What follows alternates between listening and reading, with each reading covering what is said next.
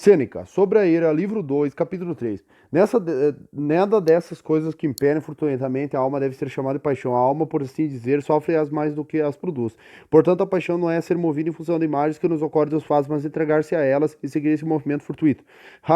Realmente, se alguém considera um indício de paixão e uma paixão dos sintoma do estado da alma e palidez e as lágrimas caindo, a excitação de um desejo obsceno e um suspiro profundo, um olhar repetidamente mais acerbo ou algo semelhante a tais coisas, engana-se e não entende que esses são impulsos do corpo, assim não o mais bravo guerreiro por vezes empalideceu quando se armava, como também depois de dado o sinal de combate, os joelhos de mais feroz soldado tremeram um pouco e o coração de um grande general palpitou eh, antes que as hostes se entrechocassem. E no mais eloquente orador, enquanto se preparava para falar, ficaram rígidas as extremidades de seus membros. A ira não apenas deve ser movida, mas deve extravasar. Ela é de fato um impulso. Nunca, porém, existe um impulso sem o assentimento da mente, pois esse é possível ser tratada a vingança e o castigo sem que o saiba a alma.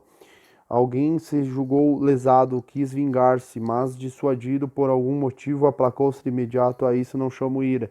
A esse movimento da alma obediente à razão.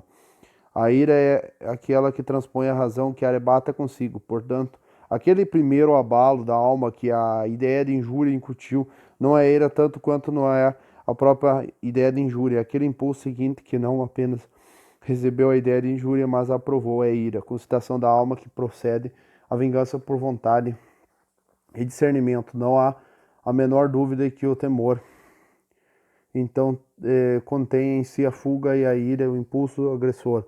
Vem então se julgas que é possível ou buscar ou prevenir algo sem assentimento da mente. Capítulo 4. E para saberes como tem início as paixões, o crescem ou se exacerbam, há um primeiro movimento involuntário, como a percepção da paixão e certa ameaça. Um outro, como a vontade não contumaz, como se fosse preciso ou me vingar, já fui ofendido, ou fosse preciso castigar essa pessoa, já que me cometeu um delito. Um terceiro movimento, e já é incontrolado, ele não quer se vingar, se for necessário, mas de qualquer maneira ele derrota a razão. Aquele primeiro impacto na alma não podemos evitar pela razão, assim como nem pelas sensações que dissemos aconteceram aos nossos corpos, que o bocejo alheio não estimule o nosso, que os olhos não se fechem ante a súbita aproximação dos dedos. Essas coisas não podem a razão vencer o hábito, talvez, e a assídua observação as atenuam. Aquele movimento segundo que nasce de um juízo é eliminado por um juízo. Capítulo 5. É preciso ainda examinar o seguinte: se é fato que os comumente ficam amoeirados e se regozijam com o sangue humano, porventura se enfurece quando matam aqueles de quem não romperam injúria e nem julgam tê-la recebido, tal como foi o caso de Apolodoro ou de Falares? Isso não é ira, é ferocidade, pois não causa a malefício porque recebeu uma injúria, mas está disposta, inclusive, a recebê-la desde que possa causar o mal. Não são para a sua vingança que lhes são requeridos açoites e lacerações, mas para seu prazer. O que ocorre, então, a origem desse mal vem da ira, que, por sua frequente prática e satisfação, quando chegou ao esquecimento da clemência e expulsou da alma todo laço humano, converte-se finalmente em crueldade. Assim, pois, riem e se regozijam, desfrutam intensos prazeres, estão muito distanciados da feição dos irados, sendo cruéis por diversão. Dizem que Aníbal falou assim, quando viu um fosso cheio de sangue humano. Que belo espetáculo! Quanto mais belo lhe teria parecido se estivesse enchido um rio ou um lago. Admirar-nos de que se és intensamente cativado por esse espetáculo, pois que nasceste no sangue desde criança, a fizeste as matanças?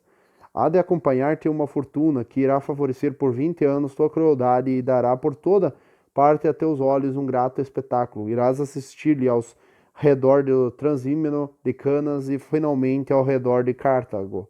Há pouco, Valeso, precursor da Ásia sob o divino Augusto, depois de, com uma segura, ter abatido 300 num só dia, caminhando entre os cadáveres com semblante soberbo, como se tivesse feito algo magnífico e digno de se contemplar, proclamou em grego, que herege a façanha. Tivesse ele sido um rei, o que teria feito? Isso não foi ira, mas um mal em maior e insanável.